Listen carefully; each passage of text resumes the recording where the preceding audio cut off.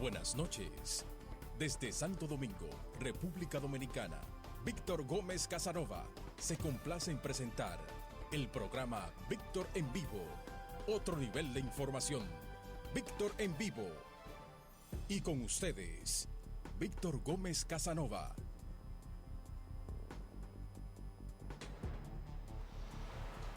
Hola, ¿qué tal? Muy buenas noches. Bienvenidos sean todos ustedes a esta nueva entrega de su programa Víctor en Vivo, otro nivel de información.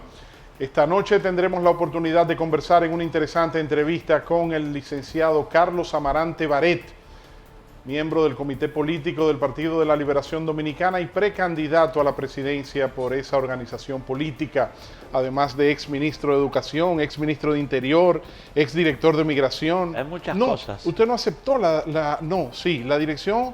¿Qué cargo fue que usted no le aceptó a Leonel Fernández en el 2007? En el 10, no, en el 10. En el 10 fue. Sí, ministro de Interior. Ministro de Interior. Usted fue director de Migración, director de Indotel. Entonces, cuando usted era director de Migración, ¿le ofertaron ser ministro de Interior? No. ¿Cómo fue eso? ¿Tú quieres que comencemos la entrevista por ahí? Sí, Bueno, vamos primero a saludar. Primero darte las gracias. No, gracias a usted, don Carlos. Las gracias por invitarme aquí a tu espacio y a los amigos televidentes que le dan seguimiento a tu programa.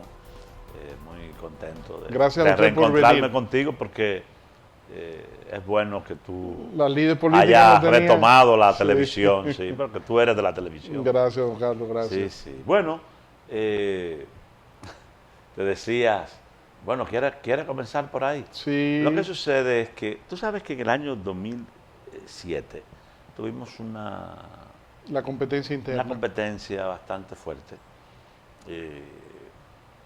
donde yo, que era funcionario del gobierno, del compañero Leonel, no lo apoyé a él en las primarias internas, sino que apoyé a Danilo. Eso naturalmente llamó mucho la atención. Y además de que yo jugué un rol muy activo, Claro. porque yo no sé ser tibio. O frío o caliente. Usted no sabe ser gris, o blanco Pero o tibio, negro, porque pero los tibios son... eso es como estar en el limbo y no me gusta estar en el limbo. Entonces, yo asumo siempre mis responsabilidades, asumí mi rol y, bueno, apoyé al presidente y cuando hice mi campaña, naturalmente, me fui a Sánchez Ramírez para trabajar en la reelección del presidente Fernández y luego, cuando ganamos, entonces, él tuvo la gentileza de llamarme. Yo se lo agradezco para decirme que yo no iba a estar en el gobierno.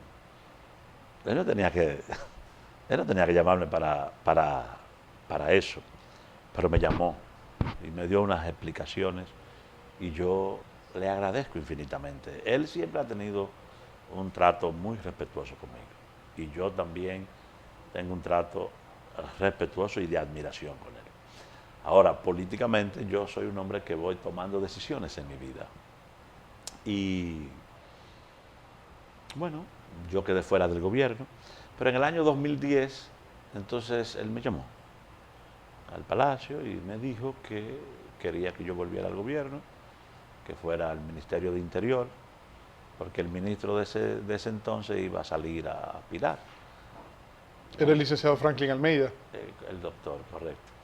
Y entonces le agradecí en el alma, porque vuelvo y te repito, él siempre ha tenido un trato diferente conmigo. Y le dije que ya yo tenía unos niveles de compromisos con la candidatura de Danilo, que no me iba a dar el tiempo. Ya de cara a Para- las elecciones del 2012. Fue en el 10, exacto. Eso fue en agosto del 10.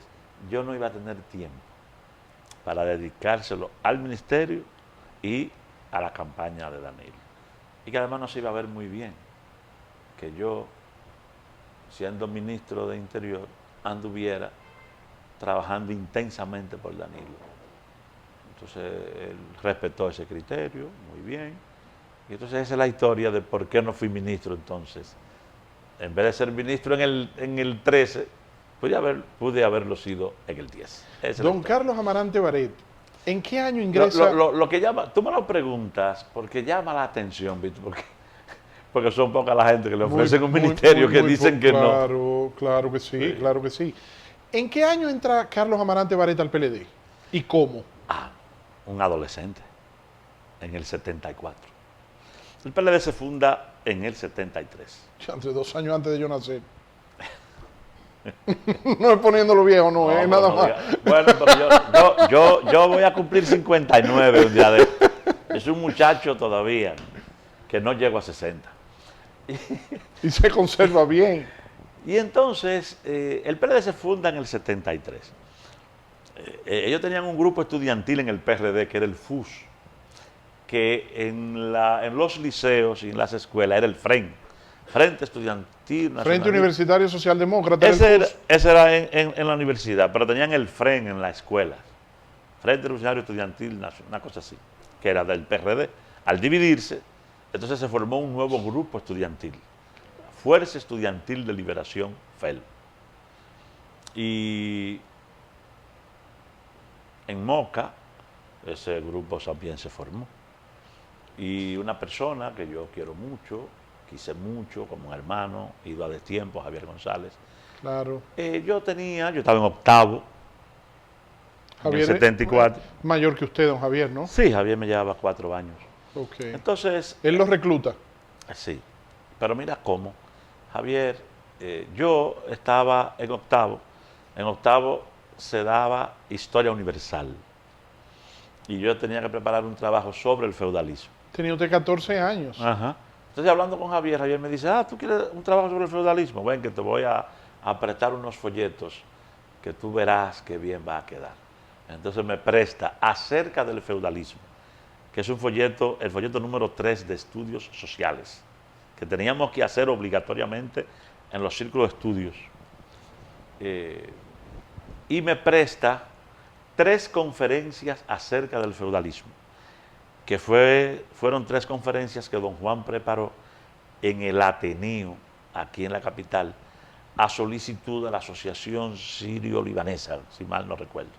Entonces yo, muchachito, leo esto, voy, hago mi exposición, me la comí con la profesora y con los muchachos, quedó muy bien. Y entonces, ahí, en ese contacto, a nivel intelectual, ¿verdad?, con su obra, entonces ahí ahí se hizo un matrimonio sin divorcio, y entonces, hasta el día de hoy. ¿Y Javier González es que lo presenta usted ante el profesor Juan Bosch? No. ¿Cómo conoce al profesor Juan Bosch? Bueno, yo tuve la suerte. Recuérdate que yo era un adolescente. Ya don Juan en ese tiempo era un hombre sesentón. Y además... Expresidente. Sí, ¿no? Y aquel liderazgo y eso. O sea, uno siempre lo veía como con mucho respeto y cómo no, hasta un poco nervioso acercarse a él, un muchacho como uno. Pero él iba mucho a Moca, porque él en Moca tenía grandes amigos. Han muerto una parte de ellos. Está Nindy Plan, que uno de los congresos del PLD llevó el nombre de Nindy Plan. El partido en Licea del Medio se llama Nindy Plan, Comité Municipal. Era un gran amigo de él y tenía una casa en La Dura, que es un paraje de Ligüerito. Entonces, él tenía una casa de campo ahí. Y el presidente Bosch iba a pasarse días a esa casa, a escribir. Ahí llegaba él con el chofer y un seguridad. Entonces, los muchachos de Moca nos daban un chance para que fuéramos a saludarlo. En una de esas visitas, entonces, vamos a llevarlo, que don Juan está en la casa de Nindy Plan. Y ahí yo tengo ese primer contacto con él. Además de Nindy Plan, que lo llevaba mucho a Moca también, Bruno Rosario Candelier, literato importante de Moca, un intelectual, que cuando don Juan se quedó solo, cuando se fue del PRD, que mucha gente se alejó, ese siempre estuvo a su lado y trabajó sus obras y las promovió, y es un crítico literario importante del país, el presidente ahora de la Academia de la Lengua aquí. Y entonces él lo llevaba mucho a dar conferencias a Moca. Y tenía otros amigos, como por ejemplo a Amado Bencosme, que en paz descanse, esposo de doña Dorca Balcácer, y Silvestre Taveras, ambos muertos. Y también Amado Toñito, no es hijo de don Donato. no, y también Toñito Ceballos, que fue nuestro primer gobernador en el 96 cuando ganamos. Don Carlos, ¿y cómo se Entonces, sintió usted fue en un ambiente, o sea, yo cuando entré, tuvo la oportunidad por primera vez de interactuar con el profesor Juan Bosch? yo lo narro en una obra que escribí que se llama Cartas a Don Juan. Ahí yo narro ese encuentro. Nos pusimos en fila, él venía bajando la escalera, porque era una terraza abajo y las habitaciones estaban arriba. Y cuando él venía, a él le llamó la atención, porque yo no saludo con la derecha, por la mano. Yo siempre doy la izquierda. Pero generalmente todo el mundo da la derecha. Él me da la derecha, yo le doy la izquierda y quedamos así. Y entonces eso como que le llamó la atención y él me vio y me recorrió con su vista, vio la mano, se quedó viéndome así. Y nada, pero se fijó en la mano, porque por algo yo le estaba dando la mano traviada, como se dice. Y bueno, ahí nos sentamos con él a escucharle, nos sentamos, le hicimos un ron, y entonces eso se repitió muchas veces en las visitas que él iba a Moca. Como tú entenderás, aquello eran cátedras Usted de con 15, todo tipo. Usted con 14, 15 años. Ahí, eso sucedió 76 en adelante, 76, 77. En esos 2 años, 75, 76, 77. En esos 3 años, don Juan... Aquí está su libro. Así es, don Juan iba mucho a Moca en esa etapa. Y entonces ahí para nosotros fue una fuente de conocimiento y de motivación, porque lo primero que uno se sorprendía con don Juan era cuando uno le decía su nombre y le daba los apellidos, porque él de una vez le sacaba el árbol genealógico inmediatamente de los decía, Amarantes. son de tal sitio, vinieron de tal época, llegaron en la inmigración de tal fecha. Aquel muchacho, imagínate, uno se quedaba deslumbrado. Don Carlos, ahora que usted menciona la condición especial de su brazo derecho, ¿le ha generado en algún momento sentirse discriminado, lo que llaman hoy el bullying, o que usted mismo se sienta incómodo por esa condición especial de su brazo derecho? Ahí jugó un rol trascendente mi madre, Ana Antonia Vare, quien falleció cuando yo tenía 16 años, pero que hizo su trabajo, porque siempre he dicho que todo lo que soy es el fruto de lo que ella quería que yo fuera. Entonces, claro, cuando tú vas a la escuela y en el barrio los muchachitos se burlan. Sí, mira, eso Carlos que le llaman tiene... bullying ahora. Sí, claro. Pero ella me enseñó desde siempre que yo no tenía por qué sentir vergüenza, que no tenía por qué sentirme inferior, ni mucho menos. Y luego, cuando crecí un poquito, que ya estaba tenía 6, 7 años, recuerdo que tuve 2 peleas por esa causa. Lo provocaban. Sí, yo me embrujaba la trompa. Y entonces, bueno, pero eso fue 6, 7 años. Después de eso, yo no sentí jamás que alguien en mi entorno usara eso. A mí nunca me ha afectado. O sea, Hay dos hombres, yo vivo mi vida. O sea, esa mano y esa mano hay dos figuras, son iguales. Yo no tengo problema con eso, gracias a mi madre. Hay 2 hombres, 2 figuras públicas, pero en su caso más, porque usted es dirigente político, él es dirigente empresarial, aunque ha ocupado funciones públicas en el Estado, que es don Celso Marrancini. Don Celso Marrancini, usted sabe que por su condición tuvo un polio y entonces camina con unas muletas especiales de asistencia.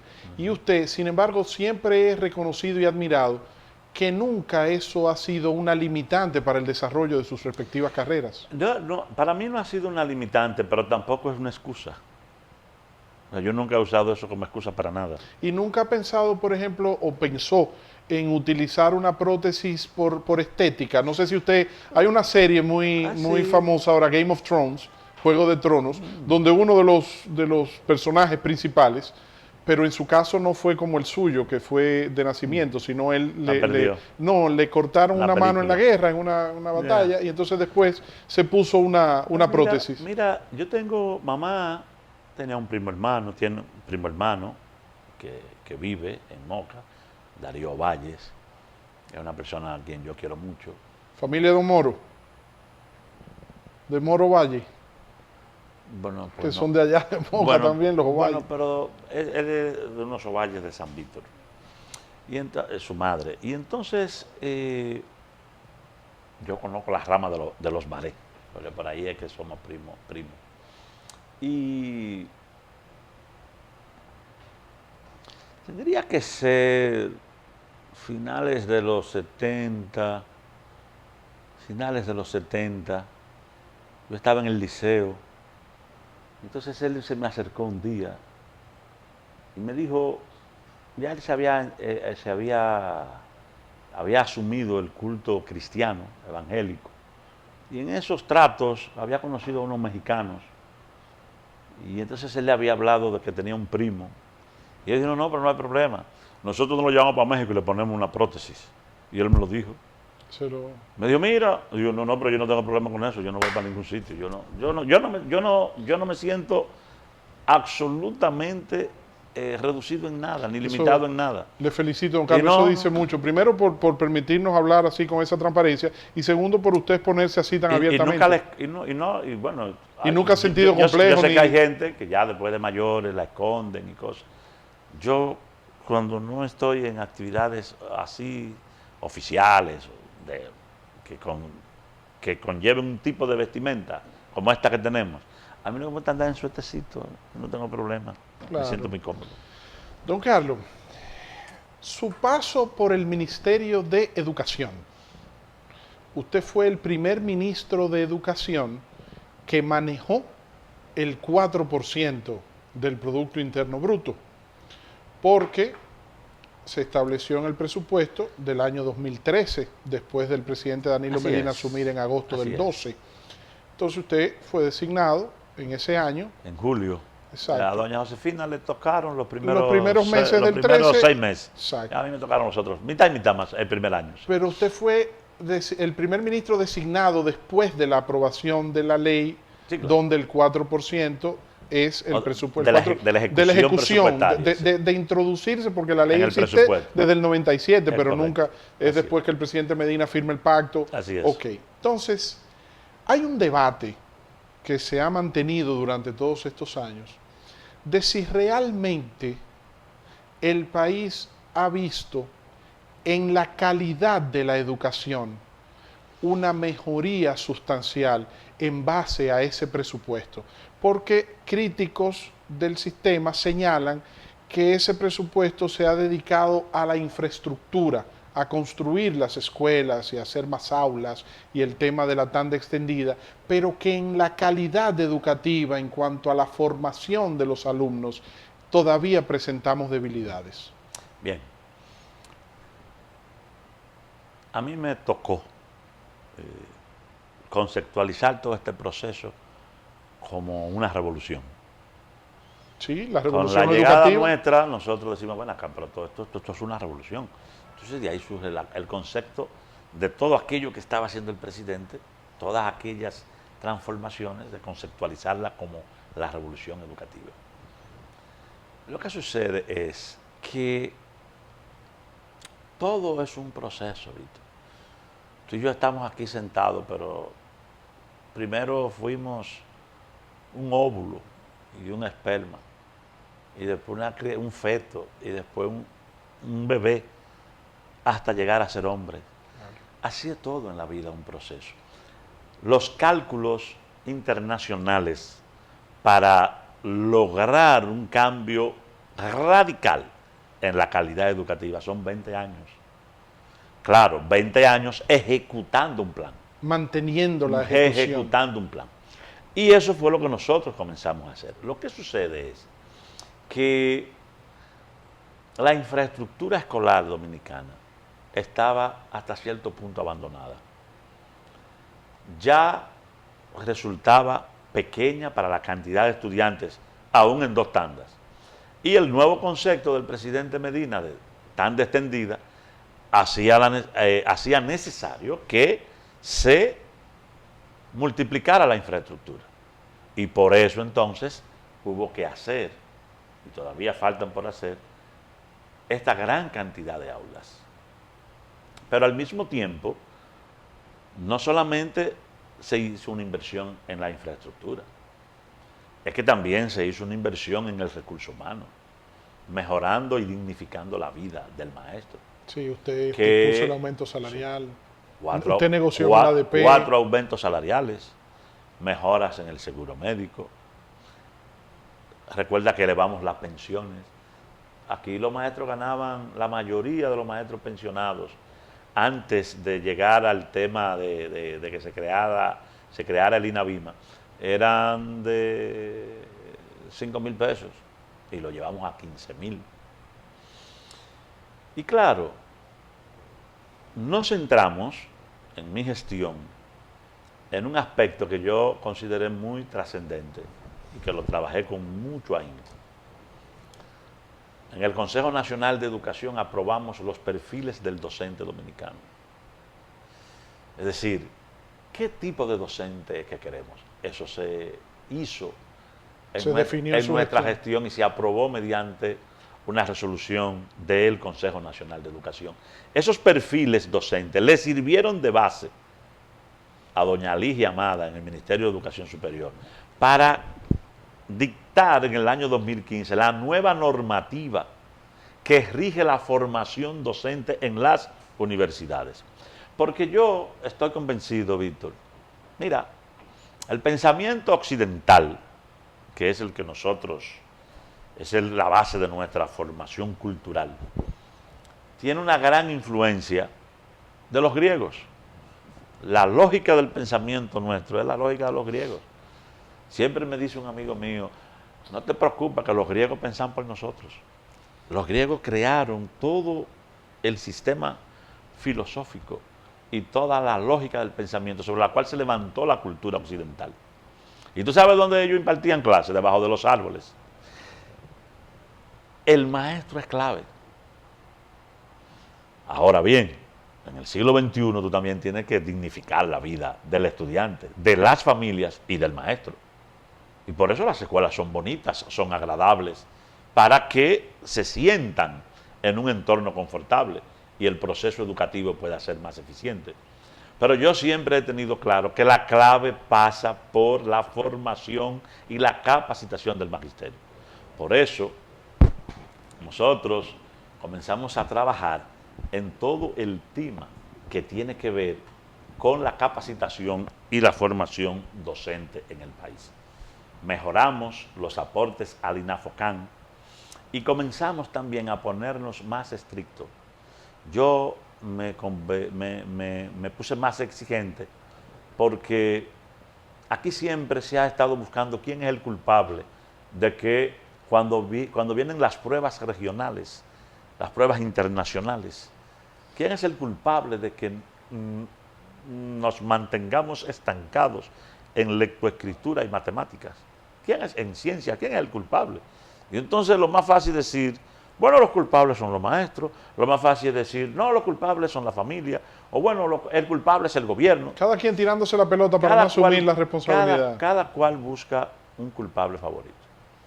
Yo dije, en un encuentro con los rectores universitarios reunido en el Consejo de Educación Superior, yo les dije a ellos, bueno, miren, yo creo que no les va a gustar esto que les voy a decir, pero no me sigan diciendo que los muchachos cuando salen del liceo van con lagunas a las universidades, porque si van con lagunas a las universidades es porque los maestros que ustedes forman en sus universidades transmiten o no llenan las lagunas a nuestros estudiantes en las escuelas. Vamos a mejorar la formación docente y la capacitación en la cual el Estado ha invertido miles y miles de millones de pesos y no vemos los resultados. Entonces estábamos centrados en eso. Yo, cuando salgo del ministerio, habíamos dejado sobre la marcha programas aprobados, incluso inducciones en las regionales para que los mejores maestros pudieran una o dos veces a la semana despachar con los maestros nuevos para enseñarle el método. Y para hacer más profunda la integración Así entre es. todos. Entonces, yo sí creo que hay que prestarle especial atención a la formación y a la capacitación, porque ahí está la clave de la calidad. Antes de irnos a la pausa, en su carrera política usted ha sido director de Migración, director de Indotel, Víctor, a mí ministro nada de más Educación. nada más me falta ser presidente. Pero Fui regidor Sí, también. en el 82. Sí, Después porque- fui senador. Sí. He sido director, presidente de instituto y ministro. ¿Cuál ha sido de todos esos cargos que ha ocupado, de esas posiciones que ha ocupado, en la que mejor se ha sentido? Donde ha En experimentado. todas. No, en todas. ¿No tiene una que En se haya todas. sentido mejor? Déjame decirte por qué en todas iguales. Porque yo me defino como un servidor público. Para mí, la política es un instrumento para servirle a mi país, donde el destino y Dios me pongan. Entonces, lo que yo trato en cada función que he ocupado en mi vida, lo que yo trato es de hacerlo bien, De servir. de hacer las cosas bien Como debe ser. y de contribuir. De eso que se trata, porque no tengo, es como los hijos. Tus hijos tú los quieres a todos iguales. Eso hace. Hacemos una pausa. Estamos conversando con el licenciado Carlos Amarante Baret, miembro del comité político del PLD y aspirante a la presidencia de la República por ese partido. Hacemos una pausa y ya regresamos.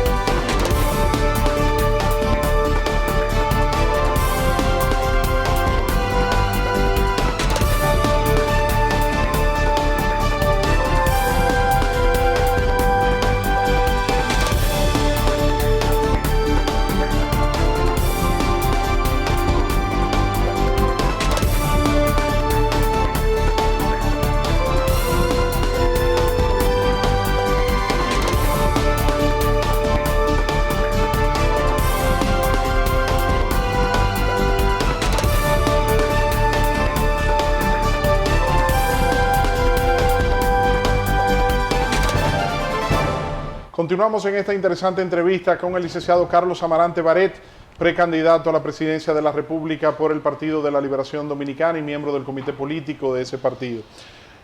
Don Carlos Amarante Baret, usted ha salido al ruedo por primera vez como aspirante a la candidatura presidencial de su partido. Lógicamente no ha salido solo. Está Amarante Baret, está Reinaldo Pared Pérez, está Francisco Domínguez Brito, Radamés Segura, Juan Temístocles Montaz, Andrés Navarro. Sin embargo, ¿Y Lionel? a eso voy, sin embargo se percibe que la salida de ustedes se ha visto limitada o se ha visto, sí, la palabra sería limitada, por el peso de la confrontación política entre las aspiraciones del expresidente Leonel Fernández y la promoción, porque no podemos llamarle las aspiraciones, todavía él no se ha referido a ese tema, pero la promoción de los más cercanos dirigentes del presidente Danilo Medina a que él pueda optar por un tercer periodo. ¿Es así? ¿Esto ha limitado el Claro. accionar de ustedes? Claro. Ellos son los dos principales líderes del PLD. El peso de un expresidente es grande en el país, es importante, más cuando ha gobernado 12 años y es el presidente del partido. Y ni hablar del peso del liderazgo de Danilo, que no es un liderazgo porque está en la presidencia, es un liderazgo que él ha venido construyendo durante décadas en el partido, pero que evidentemente se ve reforzado porque es el principal líder de la nación. Entonces, todo esto, sin lugar a dudas, condiciona nuestro crecimiento. Yo di el paso motivado por el presidente. ¿Cómo surge esa decisión suya? Bueno, todo esto, yo no fui el que lo conté de primero, pero lo cierto es que fuimos estimulados por el presidente. Él nos reunió y nos dijo que echáramos hacia adelante. ¿Hace qué tiempo ya? No, eso fue el año comienzo, eso fue en marzo por allá del año pasado. Y naturalmente, yo decidí dar el paso, no me arrepiento. Siento que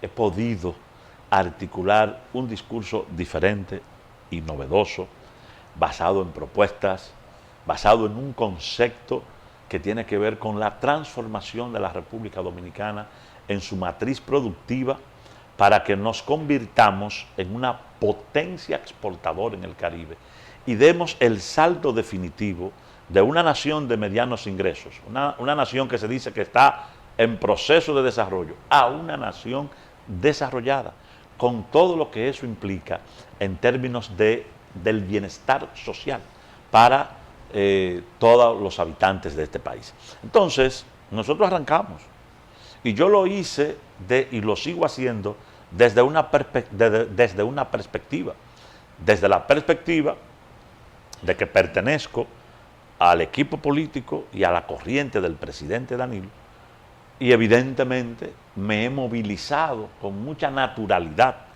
en ese entorno. Las grandes manifestaciones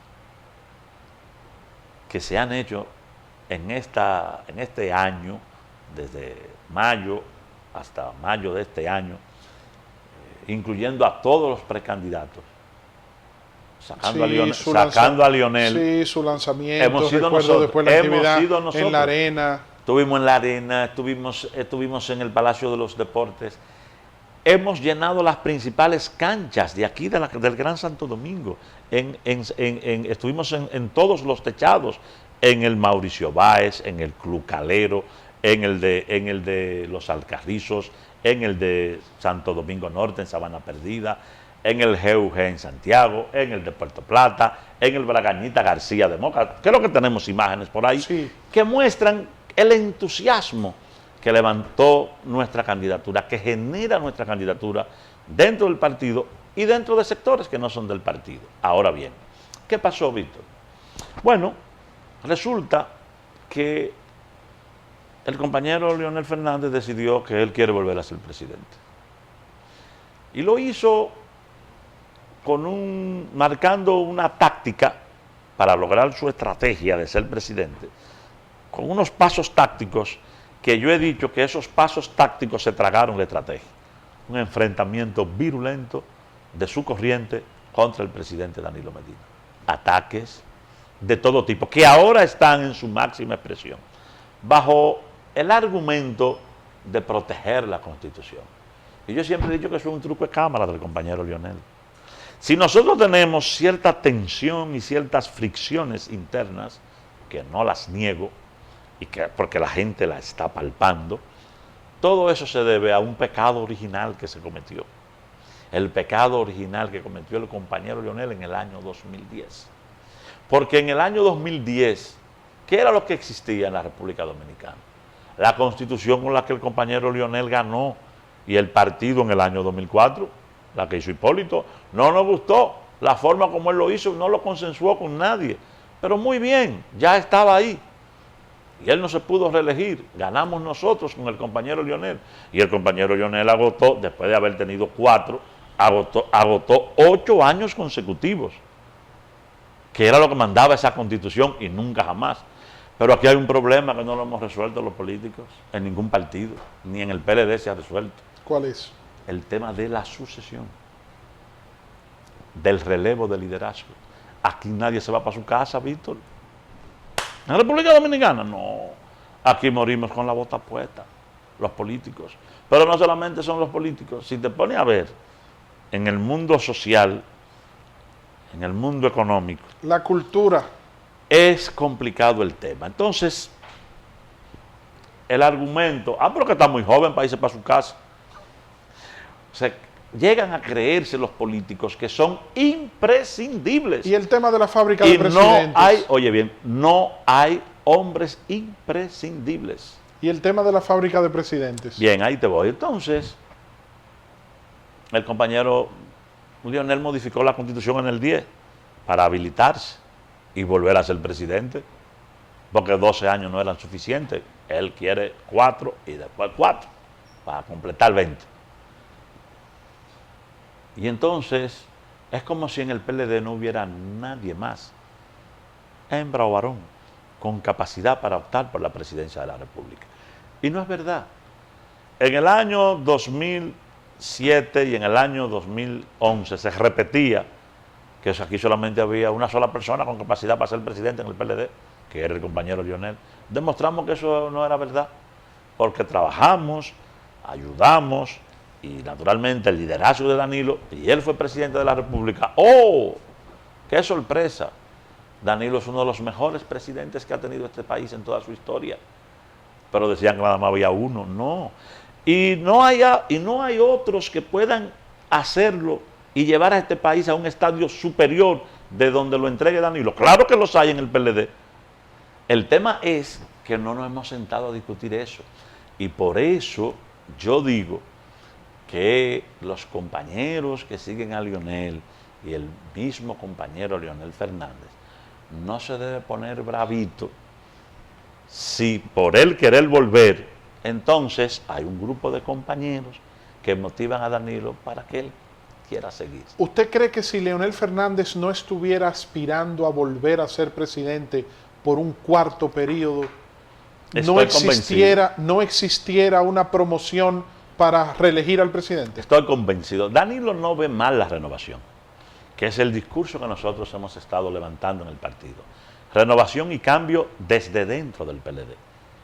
Porque las sociedades son indetenibles. Pero es que algunos se preguntan, basándose en esa renovación, algunos se preguntan, ¿y por qué entonces el presidente Medina no habla con Amarante Barreto, con Reinaldo Pareto, con Domínguez Brito o con cualquiera de estos nuevos aspirantes, de los más jóvenes, y entonces les endosa todo el apoyo en una sola figura de ustedes para enfrentar a Leonel Fernández? Bueno, porque la vida no es así como discurre. Eso se oye muy bien, pero no es así que discurre la vida. Yo particularmente no estoy sujeto a un dedazo. La cosa hay que ganársela. Porque él se la ganó, a él le llevó tiempo. ¿O tú te crees que Danilo fue presidente a la primera? Recuérdate que aspiró en el año 99 y en el 20 no ganó, perdió. Y después, en el año 2007, quería ser presidente en el 2008 y no pudo. Fue en el 12. Sin embargo, él cedía a favor de Leonel en el 2003, en el 2000. Lo que te quiero decir, Víctor, es que el presidente Danilo Medina, cuando nos llamó a nosotros y dijo, salen a competir, es porque para él la renovación, un nuevo presidente, no es algo que a él le moleste, no es algo que lo lleve a él a tomar una actitud contra esa renovación. Lo que pasó fue, Víctor, que el sector del presidente, del compañero presidente del partido, erró el tiro en términos tácticos, porque comenzaron una campaña no hay marcha atrás, que debió haberla hecho la oposición. Pero coinciden la oposición y ellos. La oposición ha estado en bajo perfil, esperando a ver qué es lo que va a pasar en el PLD. Quienes han estado agresivos contra el gobierno, contra Danilo, a veces, nada más hay que ver las redes. Ahí hay unos sicarios del honor, acabando con Tito Mundati. Entonces, óyeme bien. Eso deja heridas profundas. Y entonces, pero ven acá, sí. Yo pensando aquí, entre tú y yo, Víctor, pensando, y si todos estos ataques en las redes, todas estas desconsideraciones, todas estas cosas que se dicen contra Danilo y su gente, y si eso estando fuera del gobierno, y si llegan, han sembrado demasiado encono, y eso naturalmente ha provocado una respuesta, una acción trae una reacción. ¿Cuál ha sido la reacción? Bueno, lo que tú dijiste. Tuviste todas las manifestaciones que se han hecho de apoyo al presidente y hoy en día estamos esperando una decisión de él al respecto. Porque también don Juan nos enseñó a nosotros una máxima que dice que todo lo que existe tiene derecho a seguir existiendo. O sea, nadie está dispuesto a que ¿entregarse? A que lo destruyan. Y entonces yo siento como que en algunos sectores del compañero, que siguen al compañero Leonel Fernández, hay un aire destructivo contra Danilo. ¿Usted conoce? Y ha generado todo este movimiento de pro-repostulación, que yo no sé en qué va a terminar. Yo he dicho que lo que le conviene al PLD, para que no haya ningún tipo de fisura, para que nos unamos monolíticamente al 100%, es que el compañero Leonel diga, bueno, pues yo no voy. Y entonces se detiene también el proceso de repostulación. Y que la renovación sea la que compita en las primarias del 6 de octubre. Incluyendo a su esposa, la vicepresidenta doctora Cedeño. Todo el que quiera que compita, hermano, que no hay problema. Sin embargo, don Carlos, ¿cómo vislumbra usted una salida a esta confrontación? ¿Qué usted cree que va a pasar? Usted conoce a Danilo Medina como pocos. Usted ha estado con él desde hace muchos años apoyándolo. Usted ha sido de los fundadores del proyecto presidencial de Danilo Medina, trabajando a su lado. Usted conoce las interioridades, cómo piensa, cómo actúa como dirigente político. ¿Entiende usted que va a optar Danilo Medina por una reforma para reelegirse? Pues no sé, honestamente. Usted no yo sé lo mismo que sabes tú. Pero no se atreve a apostar en un sentido o en otro. Hay mucha incertidumbre en el país. Y yo sé que el presidente lo sabe. Que el país está pendiente de lo que él decida con respecto a ese tema. ¿Tiene al país en ascuas? Esto, lo primero que nos ha afectado a nosotros, lo que lo seguimos a él, que estamos aspirando. Porque mientras haya la posibilidad de que él pueda ser candidato, hay gente que se preserva. No, las simpatías van hacia él, no vienen hacia nosotros. Porque yo, por ejemplo, toda mi campaña la he centrado en ¿qué? En mi propuesta fundamental, que tiene que ver con el aparato productivo y toda una serie de políticas sociales, pero es a partir de la buena obra de gobierno de Danilo, que yo he promovido desde el primer día y que en esta campaña, en esta pre-campaña así informal, la he pregonado por todo el país. Y lo lógico es que el votante dice, bueno, pero Amarante vive hablando bien de Danilo. Si Danilo todavía hay una rendija de que pueda ir, a él que lo vamos a apoyar. Eso yo lo entiendo. Por eso a mí las encuestas y al equipo mío nunca le han preocupado. Porque Danilo está gravitando sobre el sistema político dominicano.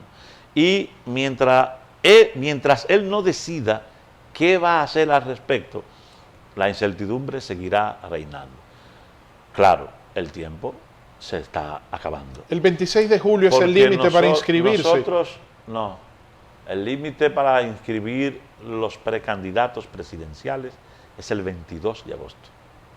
Pero es evidente de que ahora mismo el compañero Danilo no podría inscribirse si fuera mañana. No podría inscribirse porque él está inhabilitado. Entonces, si él decide participar, si él decide habilitarse, entonces el tiempo se está acabando. Alexis, él tendrá que tomar una decisión. Y entonces, a partir de esa decisión que él tome, bueno, pues la vamos a valorar. Alexis La Antigua, viceministro administrativo de la presidencia y miembro del Comité Central del PLD, sentado ahí en esa silla donde está usted, propone que al presidente Danilo Medina se le habilite para que pueda competir en unas primarias abiertas para la candidatura presidencial del PLD y que sean las bases que decidan si es él o el presidente Fernández o cualquier otro aspirante. Pero yo voy a esperar que él decida, Víctor, porque yo te confieso que yo quiero ser candidato presidencial del PLD ahora para las elecciones del año. Usted ha estado trabajando de manera activa en eso. Porque en las redes sociales lleva... No solamente porque yo quería, sino también porque Danilo Medina me motivó. Entonces yo tengo que esperar lo que él va a decidir al respecto. Y en función de lo que él decida, entonces yo hablo sobre ese tema. Porque a mí siempre me preguntan, ¿y si Danilo decide esto? ¿Y si Danilo decide lo otro? ¿Y si Danilo decide aquello? Y yo siempre contesto invariablemente. Este tema lo he hablado con el presidente. Yo lo he hablado con el presidente y dice, presidente, mire, a mí me preguntan sobre si usted va, si usted no va, que cuándo va a ser. Yo nunca opino sobre eso, porque yo no voy a especular. Yo voy a hablar sobre eso. Cuando usted hable. O sea, usted va a fijar posición después que el presidente fije posición. Así es, Don como, Carlos, como debe de ser. Don Carlos Hay que dejarlo Amarante, libre para que él decida lo que él entienda. Don Carlos Amarante Baret, usted fue ministro de Interior, usted conoce sobre la situación de la seguridad del país.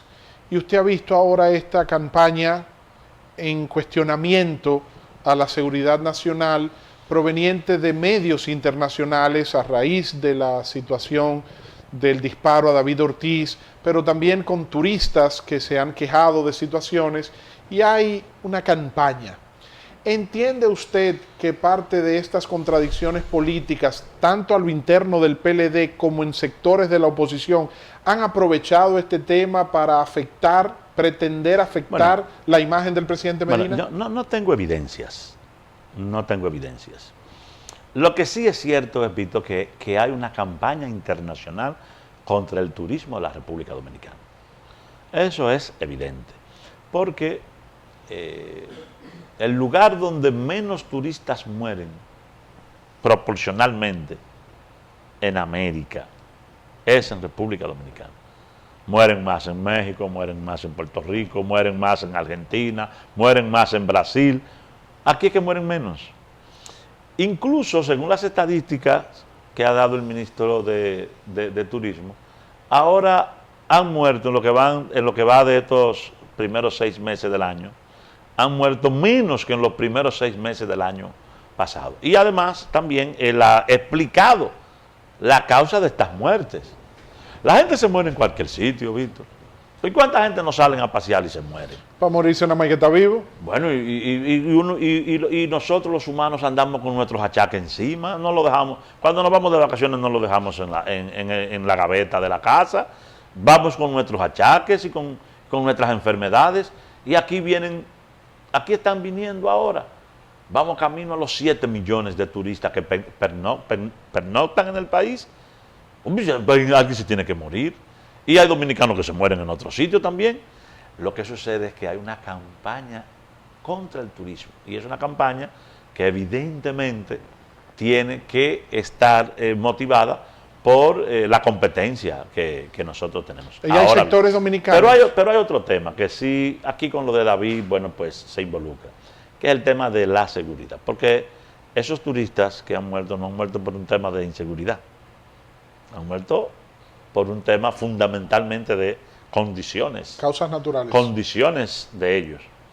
Pero con lo de David, con este lamentable hecho que ha involucrado a esta gloria del béisbol dominicano, pues evidentemente hay que tratar el tema de la seguridad ciudadana. Y nosotros no podemos negar que tenemos inconvenientes en la seguridad ciudadana, de que tenemos que fortalecer cada día más políticas que mejoren la seguridad ciudadana. Yo mismo, cuando estaba en el Ministerio de Interior, entendí y sigo entendiendo que para mejorarla considerablemente, y que conste que el director actual de la policía está haciendo un gran trabajo, Ney, el mayor general Ney Aldrin, está haciendo un gran trabajo en la policía. Incluso tú ves que la mayoría de los casos, todo con la prontitud, con la rapidez que se resuelven las cosas.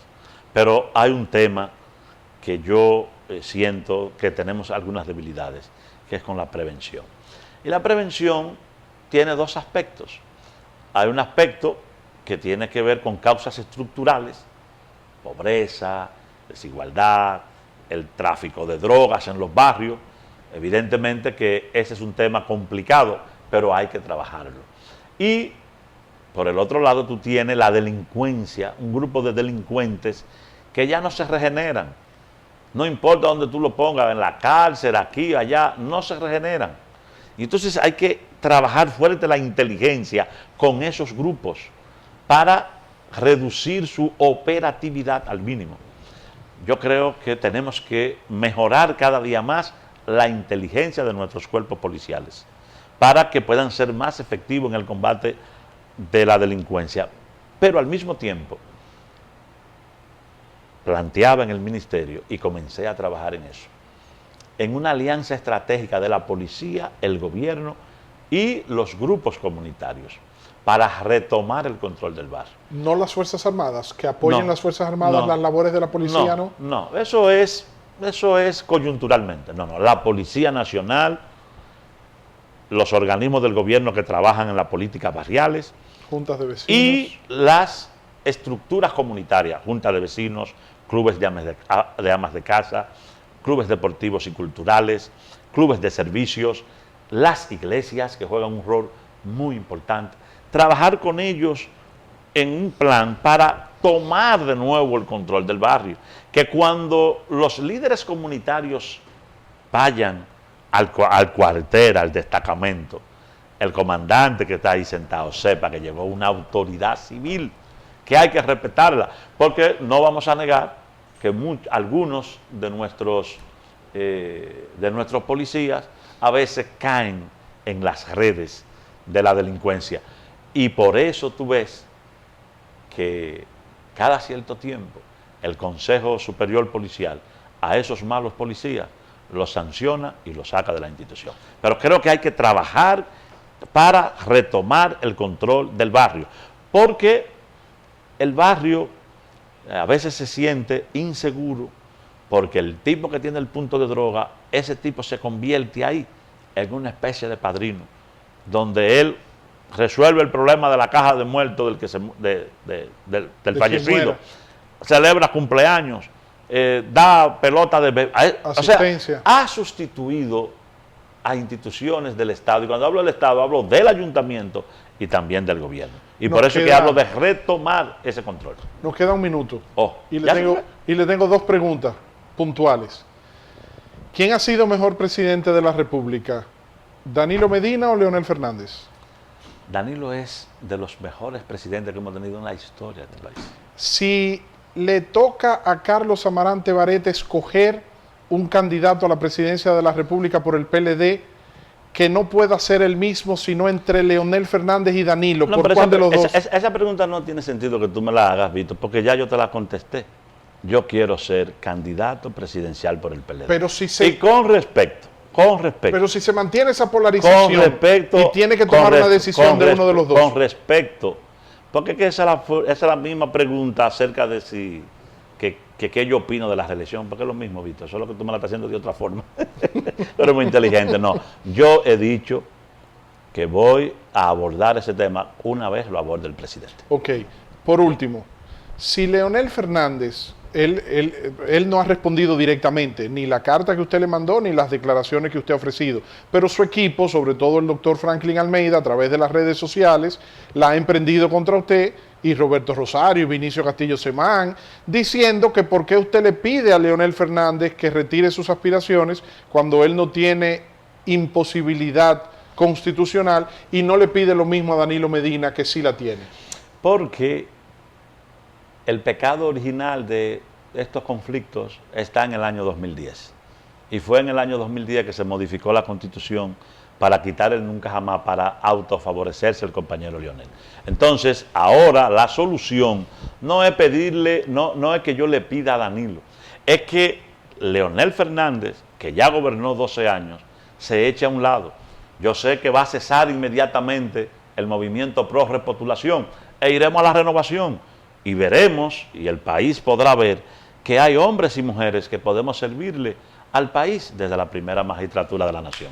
Gracias, don Carlos muchas gracias Amarante Barret, miembro del Comité Político, aspirante a la presidencia de la República por el PLD.